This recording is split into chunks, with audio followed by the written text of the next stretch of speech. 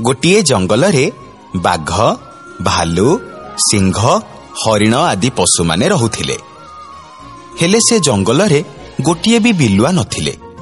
ସେଥିପାଇଁ ଜଙ୍ଗଲର ସବୁ ପଶୁମାନେ ନିଜକୁ ବହୁତ ଚାଲାକ ଆଉ ବୁଦ୍ଧିଆ ବୋଲି ଭାବୁଥିଲେ। ଦିନକର କଥା। ଜାଣିଛ ହାତୀ ଭାଇ, ଏଥର ଆମ ଜଙ୍ଗଲରେ ମନ୍ତ୍ରୀ ପଦବୀଟା ମୁଁ ପାଇବି। ଆଚ୍ଛା, କେମିତି? ଆମ ଜଙ୍ଗଲରେ ମୁଁ ସବୁଠୁ ଅଧିକ ଚାଲାକ ଆଉ ବୁଦ୍ଧିମାନ। ତମେ ମନେ ମନେ ନିଜକୁ ଚାଲାକ ଭାବିଲେ କଣ ତମେ ମନ୍ତ୍ରୀ ହେଇଯିବ? ସେଥିପାଇଁ ନିଜକୁ ପ୍ରମାଣିତ କରିବାକୁ ହବ। ହଁ, ଯାହାର ଯାହା ଅସୁବିଧା ହବ ମୁଁ ତାକୁ ମୋ ବୁଦ୍ଧି ଖଟେଇ ସମାଧାନ କରିବି। ଦେଖିବ, ମତେ ସମସ୍ତେ ବହୁତ ଚାଲାକ ଆଉ ବୁଦ୍ଧିମାନ ବୋଲି କହିବେ, ଆଉ ମନ୍ତ୍ରୀ ପଦ ମତେ ହିଁ ମିଳିବ। ସେ ସବୁ କଥା ଛାଡ, ପ୍ରଥମେ ମୁଁ ଗୋଟେ କଥା ପଚାରୁଛି, ତାକୁ ସମାଧାନ କରିକି ଦେଖାଅ। ହଁ, ପଚାର, ମୁଁ ନିଶ୍ଚୟ ତମକୁ ଉତ୍ତର ଦେବି। ଆଚ୍ଛା କହିଲ, ଗୋଟିଏ ଡଙ୍ଗାରେ 10ଟା ଶୁକୁଆ ଯାଉଥିଲେ। ସେଥିରୁ ଗୋଟାଏ ଶୁକୁଆ ପାଣିକୁ ଡେଇଁ ପଡିଲା, ତାହେଲେ ଡଙ୍ଗାରେ ଆଉ କେତେଟା ଶୁକୁଆ ରହିଲା? ଏଇ ଗୋଟେ କଥା, 10ଟାରୁ ଗୋଟେ ଡେଇଁ ପଡିଲା, ତାହେଲେ ଆଉ 9ଟା ଶୁକୁଆ ରହିଲା। କଣ ହେଲା, ହସୁଛ କାହିଁକି? ଆରେ ମୂର୍ଖ, ଶୁକୁଆର କଣ ଜୀବନ ଥାଏ ଯେ ପାଣିକୁ ସେ ଡେଇଁ ପଡିବ?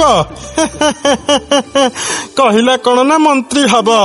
ଶୁଣୁ, ଜଙ୍ଗଲର ମନ୍ତ୍ରୀ ମୁଁ ହେବି, କାରଣ ମୋର ବହୁତ ବଳ ଅଛି ଆଉ ମୁଁ ବହୁତ ବୁଦ୍ଧିଆ।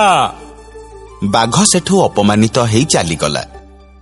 ହାତୀକୁ କେମିତି ପାନେ ଦବ ବୋଲି ସେ ମନେ ମନେ ଭାବିକି ଯାଉଥିଲା। ସେତିକି ବେଳେ ସେ ଦେଖିଲା ଜଙ୍ଗଲକୁ ଗୋଟାଏ ନୂଆ ବିଲୁଆ ଆସିଛି। ଆରେ, ଇଏ କଣ? ଏ ବିଲୁଆ କୁଆଡୁ ଆସିଲା? ଯଦି ୟାକୁ ସିଂହ ରାଜା ଦେଖି ଦିଅନ୍ତି ତାହେଲେ ସେ ୟାକୁ ଜଙ୍ଗଲର ମନ୍ତ୍ରୀ କରିଦେବେ। ନା, ମତେ କିଛି ଗୋଟେ କରିବାକୁ ପଡିବ। ବାଘ ବିଲୁଆ ପାଖକୁ ଗଲା ଆଉ ତାକୁ କହିଲା, ଆରେ ବିଲୁଆ ନନା, ତମେ ଏଇ ଜଙ୍ଗଲକୁ ନୂଆ ଆସିଛ ବୋଧେ? ହଁ ବାଘ ମାମୁଁ। ଭଲ ହେଲା, ଭଲ ହେଲା। ଆମ ଜଙ୍ଗଲରେ ଗୋଟେ ବି ବିଲୁଆ ନାହାନ୍ତି। ତମକୁ ସମସ୍ତେ ବହୁତ ସମ୍ମାନ ଦେବେ, ବହୁତ ଭଲ ପାଇବେ। ସେ ସବୁ ଠିକ ଯେ, ହେଲେ ମୁଁ ତ ଏ ଜଙ୍ଗଲରେ ନୂଆ, ଆଉ ମୁଁ ଏ ଜଙ୍ଗଲର କୌଣସି ନିୟମ ଜାଣିନି। ଏଇ ଗୋଟେ କଥା, ଶୁଣ ନନା, ଏଇ ଜଙ୍ଗଲରେ ଗୋଟେ ହାତୀ ଅଛି। ସେ ବହୁତ ରାଗି। ସେଥିପାଇଁ ସେ ଯେତେବେଳେ ଶୋଇବାକୁ ଯାଏ ସବୁ ପଶୁ ମାନଙ୍କୁ ଡାକେ, ତା ସୁଣ୍ଡ ଟାଣିବାକୁ କହେ, ନହେଲେ ସେ ସମସ୍ତଙ୍କୁ ବହୁତ ଦଣ୍ଡ ଦିଏ। କଣ କହୁଛ ମାମୁଁ? ହଁ ନନା, ସେ ଜଙ୍ଗଲର ନଈ ପାଖରେ ରହେ। ଆଜି ଯେତେବେଳେ ଶୋଇବାକୁ ଯିବ ତମେ ଯାଇକି ତା ସୁଣ୍ଡକୁ ଟିକେ ଟାଣିଦବ। ହଉ ମାମୁଁ। ବାଘର କଥା ଅନୁସାରେ